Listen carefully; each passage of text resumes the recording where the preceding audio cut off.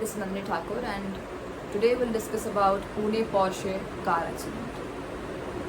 So this particular case is about a boy named Vedant Agrawal, who's a 17-year-old boy who was driving Porsche, which was gifted to him by his grandfather on his 17th birthday, which meets with an accident. So the story is, he with his friend decided to go to a pub and have lots and lots of drinks, after which they went ahead and gone to another pub called Black, which was around 3 kilometers from the previous pub, and they have a lot of drink there as well, after which they get out of the pub and decide to head home.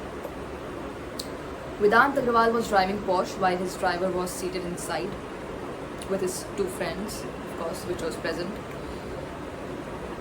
And the CCTV footages that the police have, it showed that the car looked like a bullet train. That much of speed the car had that he was driving in. And they said that it almost must have been around 200 kilometers per hour. So that's a lot. And it was a narrow road. 200 kilometers per hour in a narrow road has to deal with an accident. There's no other way. Which is what happened here as well. The car eventually met with an accident and the friends, two of his friends which are present, eventually died in that. Now the story begins is that a lot of power, corruption, money, these things will come into play. Vedant Agrawal is arrested by the police and he is taken to the police station, Yerawada. 3 बजे MLA आते हैं, Sunil Tigre. When asked why did you come, he says that उनके father को हम जानते हैं. His father name is Vishal Agrawal, who is a big builder, who is a known builder, who is a wealthy builder. So there's a lot of power play in this particular case which is involved.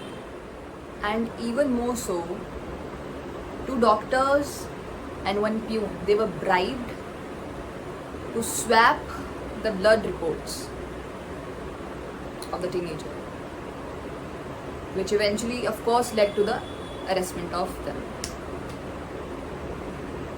The mother on the other hand asks the driver to take the blame on him. The grandfather forces the driver to take the blame on him.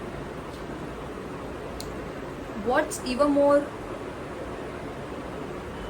shocking is the juvenile court punishes the teenager with an essay of 300 words, that he has to write an essay about road accidents and the solutions about it. I mean, does it even make sense? He was only 4 months away from being 18 years old complete. अगर 17 साल के बच्चे को इतना दिमाग है कि हम पब जाके बहुत सारी दारू पिएंगे और हम इतनी ज़ोर से गाड़ी चलाएंगे और हमको गाड़ी चलानी आती है, तो उनको इतना दिमाग भी है कि हम अगर इतने ज़ोर से गाड़ी चलाएंगे तो कुछ ना गलत हो जाएगा. And juvenile court addressing this like this, it's just indigestible somehow.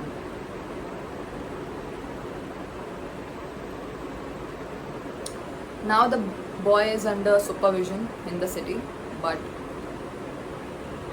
I want to conclude this by saying that we are living in a nation where we all talk about democracy a lot, and of course democracy is present, but with power, with money,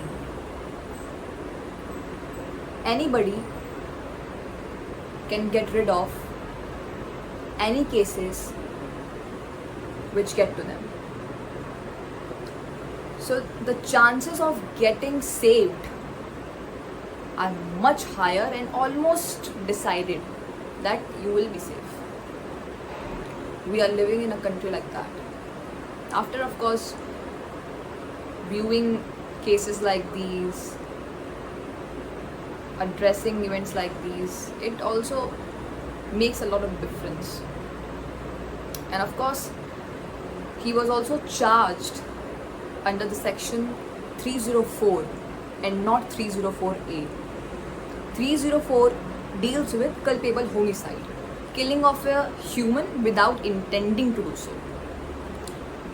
304A clearly states that it is a homicide, killing of a person / human, but because of rashness and because of negligence on your part.